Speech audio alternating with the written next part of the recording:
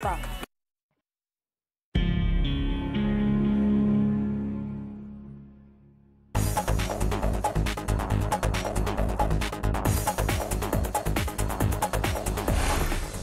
United Nations Children's Fund reveals that Nigeria has a growing problem of out-of-school children. We'll have the latest on the global impact of untreated mental health issues. And despite a renovation, we'll explain why Belgium's Africa Museum continues to be mired in controversy. Africa 54 starts right now.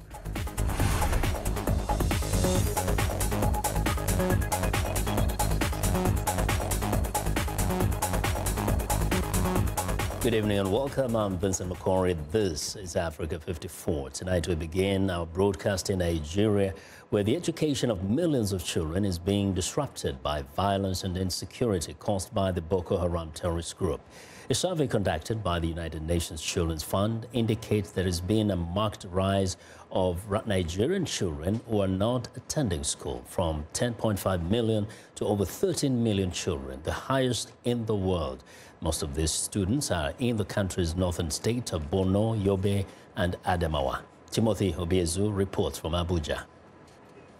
At this rural settlement on the outskirts of the Nigerian capital, widow Favor Shikan lives with her children after fleeing a Boko Haram massacre in Borno State 3 years ago.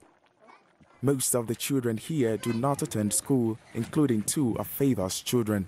They are for your number, and two are going to school. The other one is small, actually. But even though she's small, she has grown to the stage whereby she can go to school. If not the financial, like the two that are going, transport from here to Apo resettlement every blessed day is not easy because there's no money due to our economy today.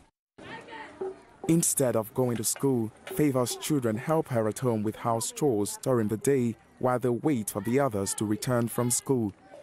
Favor's daughter, Bright, has never been to school. I want to go to school like my two older siblings so I can become something in the future. Nigeria has the world's highest number of school-age children out of school, 13.2 million according to UNICEF. They're mostly girls who live in Nigeria's northern states where Boko Haram operates. The extremist group is violently opposed to Western education. It has destroyed many schools in the last 9 years and kidnapped schoolgirls. Education psychologist Mayowa Adegbile says there's an economic impact from the increase in out-of-school children. People don't see that a girl going to school is important. It is very important because one day this girl will be a mother. And she's a mother, she would have children. But if she doesn't have basic education, she will not be able to conduct good business transactions. She won't be able to help her children in school. Children under 15 make up 45% of Nigeria's nearly 200 million people. Aside from the impact of Boko Haram, Nigeria's education is not large enough, say experts. Only 7% of Nigeria's $24 billion 2018 budget is earmarked for education. And so far, there appear to be no new policies to boost education spending. Timothy Obiezu for VOA News, Abuja. Well, Rwandan opposition leader and fierce government critic Diane Rwigara was acquitted last week of insurrection and forgery charges by a court in Kigali. After spending more than a year in detention, Rwigara and her mother were both acquitted by a three-judge panel who labeled the charges against the pair as baseless. The 37-year-old accountant has repeatedly accused Kagame of stifling dissent and criticized his Rwandan Patriotic Front's party unyielding grip on power since it assumed control after ending the country's 1994 genocide. Her attempt to run against Kagame in the last presidential poll in August 2017 was blocked. She was accused of not submitting enough supporters' signatures and submitting some that were forged. Now, for more on her incarceration and release, Diane Rwigara joins me live via Skype from Kigali. Good evening, Diana. Good evening. Yes, now, first, it's good to see you out and free. First, now that the charges have been dropped, what does this make you think about the future of Rwanda, given that another opposition leader was also actually released from prison? Are you seeing hope that there's going to be more tolerance for the opposition? Well, I hope that things will eventually change in Rwanda, but as things stand now, it doesn't look that promising because people still live in fear, and there's still much injustice going on, and there are still many political prisoners that have not been released. So I think the Rwandan government needs to do more for me to believe that they really mean business, that they really want our country to move in the right direction. Rwanda has received a lot of praise. President Kagame has been praised for the economic development of the country, and some have thought is an exemplary country on the continent. Why then do you think people like you have a hard time trying to operate there in an environment of tolerance and democracy? Or can you please repeat the question? The connection is not that good. Yes, I'm sorry. Yes, I'm saying President Kagame has received a lot of praise for the economic growth of the country. Why do you think people like you appear to be a threat to Paul Kagame, the president of Rwanda? Well, you should ask him that question. It's a good question. I think he knows that Rwandan people in general are not happy with his leadership. So he is scared of the people rising up against his government. And that's why when people like me try to speak up, we are punished for it. People have lost their lives for speaking up. People had to escape the country. And some of us had to go to prison for because we had a different opinion than one of the government. But what is the problem? If indeed Rwanda is doing so well, as some have observed internationally, what is the problem? What is the issue that you want to bring to the attention of the world? Well, there's what people see when they come to Rwanda, and then there is the reality of living in Rwanda. If you come to Kigali, the streets are clean. We have nice tall buildings. But unfortunately, the average Rwandan does not get to enjoy that. Our government has invested in the visible, in what people can see, in what tourists can see and enjoy. But they forgot or ignored our people. So the focus of this government has been to impress the foreigners, and they have ignored or forgotten Rwandan citizens. Mm-hmm. You know, we want to thank you very much for joining us today. We hope to talk to you again, and hopefully we'll have even a much better line. Ms. Rwigara, we do appreciate your sharing your thoughts with us. Very much. Okay, thank you. Yes, that is Diane Rwigara, who is a political, rather opposition leader from from Rwanda.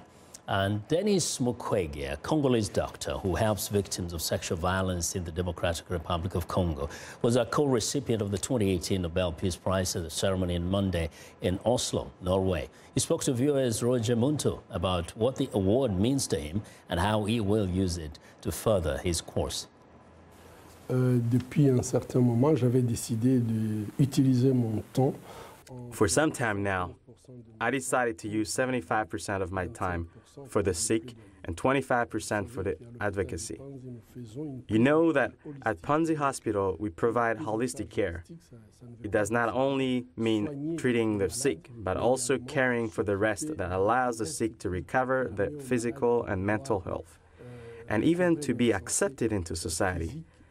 And that requires what we can call advocacy, and I give it 25% of my time.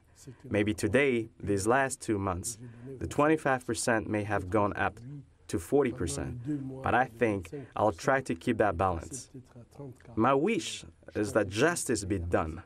I think we cannot conceive of people being able to abuse others, to destroy others, to commit massacres, to commit rapes on large scale, and to be able to escape without consequence. I believe this is an authorization for these people to continue to do such acts. And so for us, I believe that in the fight against impunity, we do not fight against someone. We simply fight impunity, and that whoever commits a war crime or crime against humanity, a crime of genocide, his act should not go unnoticed and unpunished. If we accept this principle of impunity, we accept that the strong can destroy the weak, and that would be a rather animal world. Now, for more about what the Nobel Prize means for Dr. Mukwege and the people of Congo, viewers, Roger Muntu joins me live via Skype from Oslo. Good evening, Roger. Good evening. Thanks. Good to see you. And now I know yesterday after the awarding of the Nobel Prize, so much also happened thereafter. Can you share with us a little bit, and especially what the doctor told you in your interview, some of the parts that we didn't air? Definitely. Yesterday, you know, we continue with the whole ambiance of the mood of the Nobel Prize ceremonies and things that were going around. And Vince, congratulations have flooded, and they continue to flood, actually, including from, and this is what Doctor was telling me, you know, from past winners, Malala Yousafzai, you remember her, the international campaign to abolish nuclear weapons as well, the respective heads of NATO and other European head of state, and of course the German Chancellor Angela Merkel, and other people who, as I was telling you yesterday, are coming from all over the world, and you know, different dignitaries, different diplomats. But you know, yesterday after the whole ceremony, you know, there was this big gala going on, and people came also to give their speech and tell how they felt about Dr. Mukwege.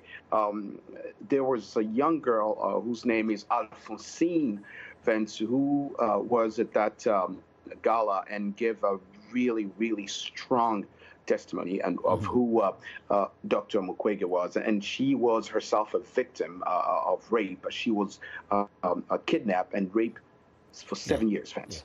Now, Dr. Mukwege is going back home after this big award and the ceremonies, but he says he's still going to continue working where he has been working. How does he see his future now as the Nobel Prize winner?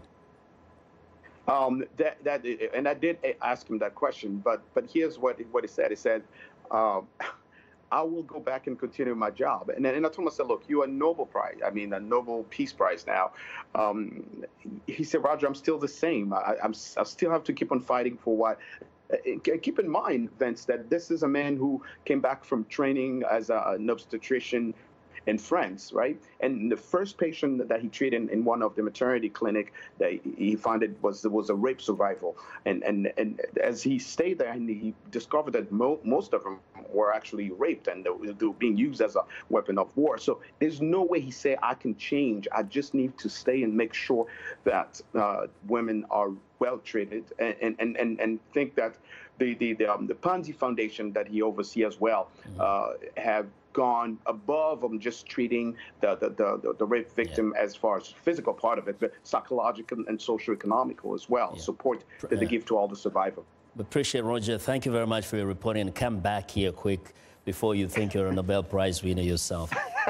That's viewers Roger Muntu reporting live from Oslo. Now, the Genome Games utilizes gaming to build bridges between communities and enhance peaceful behavior.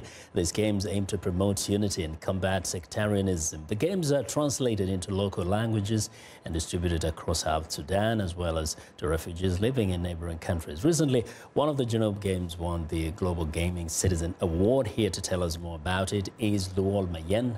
He's a founder and games developer. Genome Games, welcome to Africa 54. Welcome back, man. Thank you so much.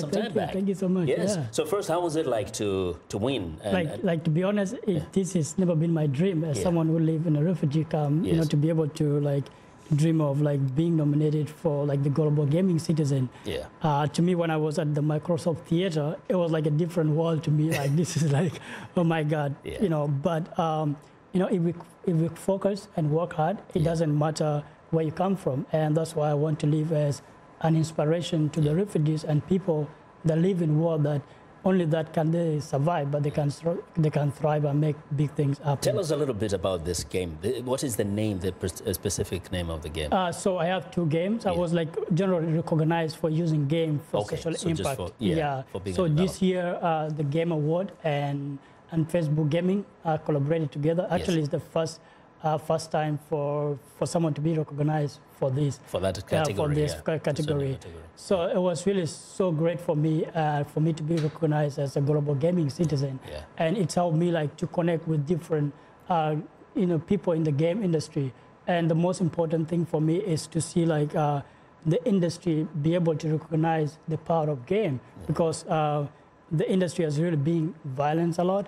But for them to see like a new way of promoting game for social good, it really gives me so much hope. Do you know quite a bunch of games out there also just about violence, in fact, about combat? And they're very fascinating. Those are the ones that people like to watch. Of course, there's sports ones and other games, but tell us about yours and what was in your mind when you're building this particular game, when you're developing it? Like, first of all, I was really inspired by the war that's going on in South Sudan to be able to create a game for social good and game for helping people on how to respond to conflict, a game that help people on how to build peace. So I have like a game called Wider. It's a board game which is actually available right now.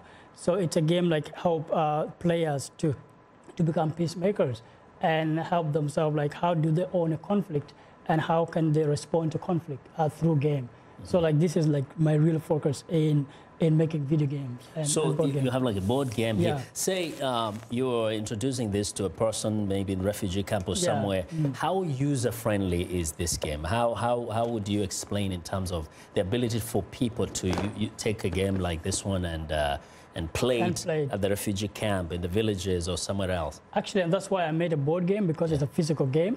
They don't need to have a video game, digital game. So the way you play the game, it has like 10 action card. It has a normal card. It also has like characters for you to protect. And playing the game is really very simple when you follow up the instruction. And in terms of language, how does it have any language challenges, or does it someone needs to speak a specific language? Right now it's available in English, and we are working out to translate it in different languages. In South Sudan and across the world as well. How are you distributing this? How is it going to reach those that really need it? So working hard right now with UNHCR to help me in terms of distribution. Yes. Very nice. And are you working on other games too? Yes, I'm working on a health game actually. A health game. So you kind of focus on things that help people. You know, very commendable. And I'm happy to see you back here. Thank you so much. Speaking to you last time, you were still as skinny as you were last time. Thank you so much. Good job. That's Luol Mayen, who's the founder and games developer of the Genome Games. Well, we want to know what you think about Africa 54 and the stories we cover. Join the conversation on Facebook. The address is Africa 54. We're also streaming our show live on Facebook. So check us out and share our show with your friends. Find me on Twitter at Vince McCory. Now, still ahead on Africa 54, sobering statistics about global mental health. But first, a look at Tuesday's headlines.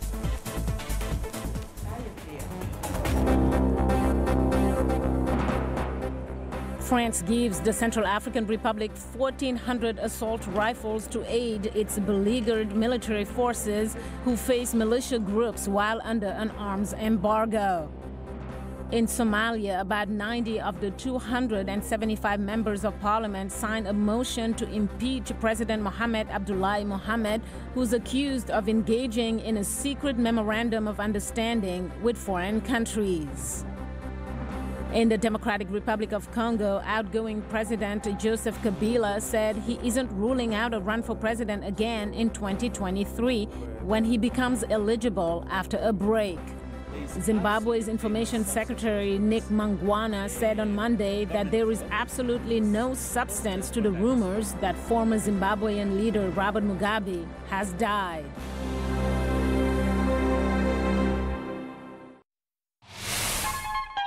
The lyrics could be French, English, Portuguese, Bantu, Arabic. It is the beat. The African beat that counts. The beat does all the translations. It cuts across all languages and gives us the understanding that this is the African beat. It is so distinct and adhesive. It binds us together. African beat on the Voice of America. For more information, visit our website at www.voanews.com/AfricanBeat.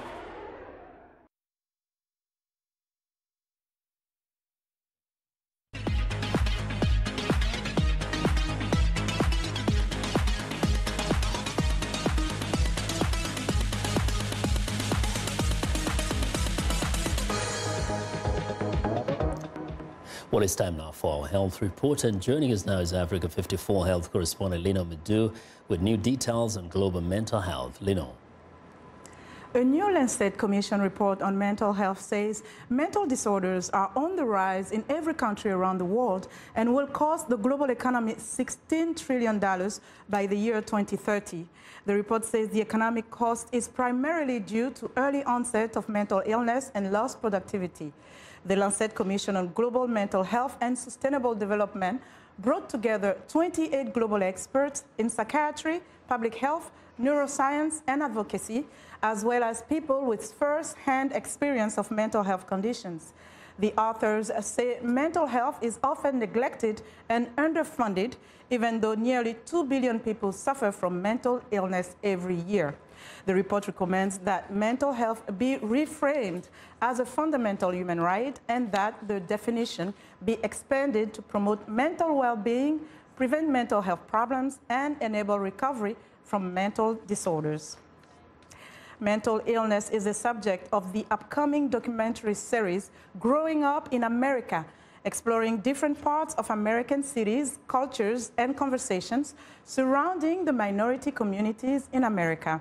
The first episode of the documentary series revolves around the stigma of mental health within the Black, first-generation, and immigrant communities in Austin, Texas. Joining me now is the producer of the documentary, Ethiopian-American filmmaker and digital storyteller, Nathan Araya. Nathan, welcome to the show. Thank you so much for having me in Illinois. So first of all, you thought about having this documentary series, right, and then you decided to have the first episode focusing on mental health. What prompted you to focus your lenses on the issue? There was so many things that were happening within my community.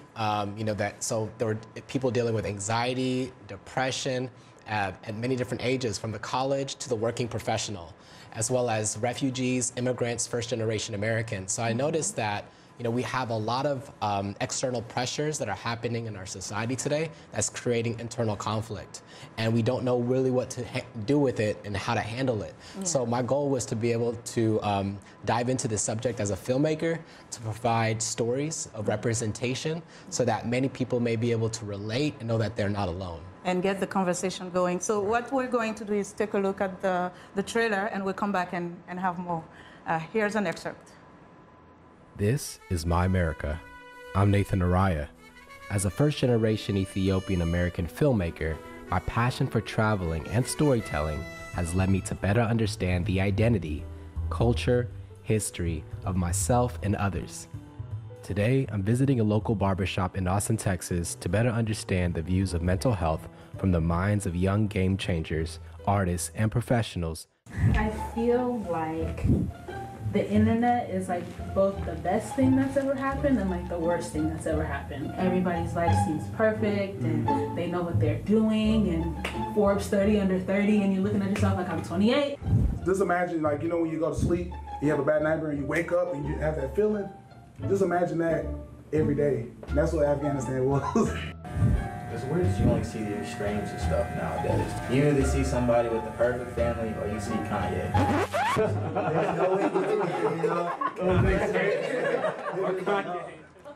So mental health, such a broad range of different conditions. What were some of the findings as you were investigating this topic? What did you find that was really amazing or surprising as you talked to the community? I think many people are dealing with so many different harsh realities today, and they just don't know how to be able to articulate it. So part of my focus with this new documentary series and event series, Growing Up in America, is to elevate the conversation of mental health so that we can bring it to the forefront of what is existing and how we can tackle it. How do we first articulate our experiences? Because many of us go through trauma and different issues. And Dr. Brennan Wattis, a good friend of mine who's a psychiatrist in the military, he once said that trauma is experienced individually, but is healed within community. Interesting. So, you know, that's something that I really just found phenomenal because, you know, we're all together in dealing with these issues, and we may not be able to fix the problem overnight, but we can face them today. And one of the issues also is the fact that access to care is a challenge for many people in minority communities where you focused on. Talk to us about some of the activities around the documentary, because it's not just about the film. It's much more than that. Right. So this documentary episode is called Mental Health is Wealth, and we started an event series called State of Mind, and it's a travel-based event series that we do in different parts of the nation. We started in Austin, Texas. We partnered with Mayor Steve Adler and local therapists and researchers of color so that they can be able to articulate it. So this film is a short film. We have maybe about a 15-minute film, and then we open up to a panel discussion with these local researchers and therapists. And then after that, we enter into a town hall discussion. And then with that, we provide resources for people, because I've never experienced anything regarding cures for mental illness or challenges, even being able to articulate what that even means. So my goal with this event series is to lower the barrier that exists between the healthcare providers and the underrepresented communities of America. So we provide this past event, we provided a 1-hour free therapy session, 30 free-minute consultations, and then also resource handouts for the community. Okay. And also stigma is a big problem.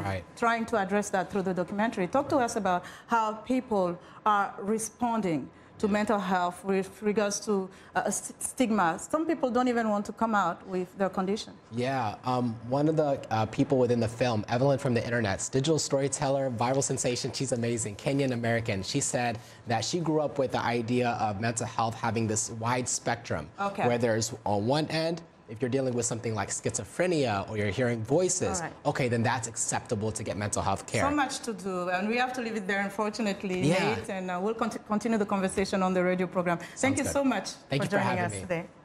And that's Nathan Araya. He is a filmmaker and the producer of the documentary Growing Up in America. And that's our health report for today. To stay in touch, find me on Twitter at Lenore Moudou, and you can find Nate at Nate Araya on Twitter. Back to you, Vincent. Well, thank you very much, Lenore, and be sure to watch Health Reports by Lenore every Tuesday and Thursday right here on Africa 54. Well, that's our show. I want to wish you a good night. Until next time.